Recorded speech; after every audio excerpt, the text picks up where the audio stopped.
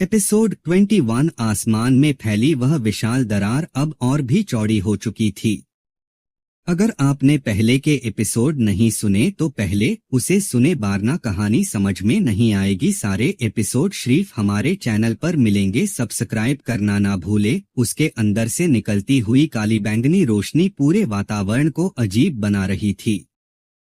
हवा भारी हो गई थी, जैसे हर सांस के साथ कोई अनदेखा डर अंदर जा रहा हो। रिया ने धीरे से कहा, यह सामान्य नहीं है। कबीर ने अपनी तलवार कसकर पकड़ ली। जो भी है, हमें तैयार रहना होगा। मैदान के बीच आरव उस दरार को ध्यान से देख रहा था। उसकी आंखों में एक अलग ही चमक थी, जैसे वह उस अंधेरे को समझने की कोशिश कर रहा हो।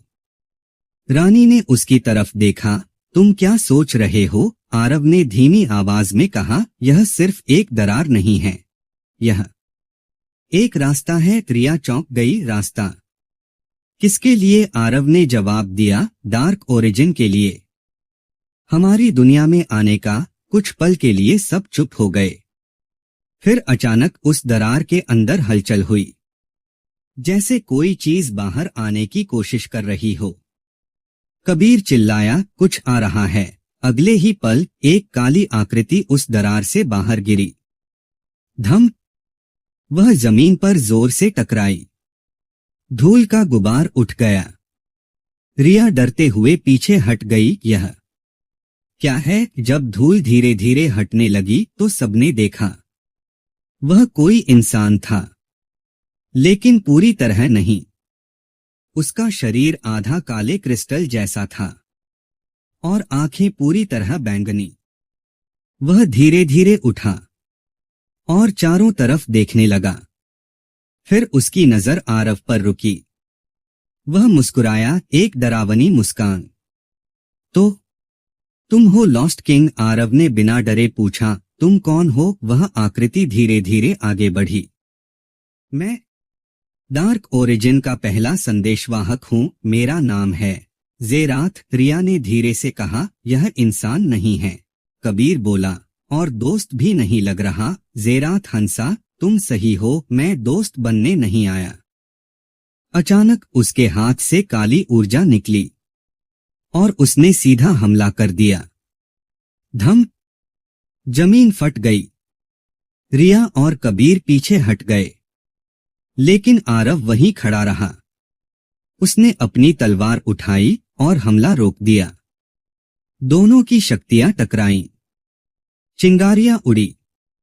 ज़ेराथ मुस्कुराया, अच्छा है, कम से कम तुम कमजोर नहीं हो। आरव ने जवाब दिया, और तुम ज्यादा देर टिकोगे नहीं। अचानक आरव ने तेजी से हमला किया।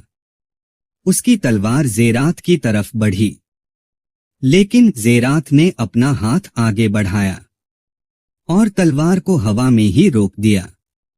रिया हैरान रह गई। उसने तलवार रोक ली। ज़ेराथ ने ठंडी आवाज में कहा, तुम्हारी शक्ति इस दुनिया के लिए बड़ी है, लेकिन डार्क ओरिजिन के लिए कुछ भी नहीं। अचानक उसने आरव को पीछे फेंक दिया। आरव जमीन पर गिरा, लेकिन तुरंत उठ खड़ा हुआ। रानी आगे बढ़ी, अब मैं भी लड़ूंगी। उसकी आंखों में बैंगनी चमक वापस आ गई, लेकिन इस बार वह कंट्रोल में थी। ज़ेराथ ने उसे देखा और मुस्कुराया, ओह वॉइड एम्प्रेस, तुम्हें फिर से देखना दिलचस्प है। रानी ने गुस्से में कहा, मैं अब तुम्हारी दुनिया का हिस्सा नहीं हूं। और उसने हमला किया। उसकी ऊर्जा सीधा ज़ेराथ से टकराई। धम! लेकिन जब धुआं हटा, ज़ेराथ वहीं खड़ा था, बिल्कुल बिना किसी नुकसान के। रिया की आवाज कांप गई, यह कैसे संभव है? ज़ेराथ ने धीरे से कहा, क्योंकि तुम लोग अभी भी समझ नहीं पाए हम क्या हैं। अचानक उसका शरीर और भी काला हो गया। उसकी ऊर्जा कई गुना बढ़ गई। कबीर चिल्लाया, यह और भी मजबूत हो रहा है। आरव ने अपनी तलवार फिर से उठाई। इस बार उसकी आंखों में गुस्सा था। तो फिर हमें भी और मजबूत होना पड़ेगा। अचानक उसके शरीर से फिर वही सेलेस्टियल पावर जाग उठी। सुनहरी और नीली ऊर्जा फैल गई। जेरात की मुस्कान थोड़ी कम हुई। हम अब बात बन रही है। दोनों एक दूसरे के सामने खड़े थे। एक तरफ रीबोर्न किंग, दूसरी तरफ डार्क ओरिजिन का दूत। और तभी आसमान की दरार और भी ज्यादा खुल गई। उसके अंदर से कई और परछाइयां दिखने लगीं। रिया ने डरते हुए कहा, यह तो सिर्फ शुरुआत थी। आरव ने गहरी सांस ली। हाँ, अब असली तूफान आने वाला है। जारी रहेगा। क्या आरव जेरात को हरा पाएगा या डार्क ओरिजिन की सेना इस दुनिया पर कब्जा कर लेगी? जानने के लिए सुनते रहिए the hidden path of the reborn king, सिर्फ आवाज एक कहानी पर।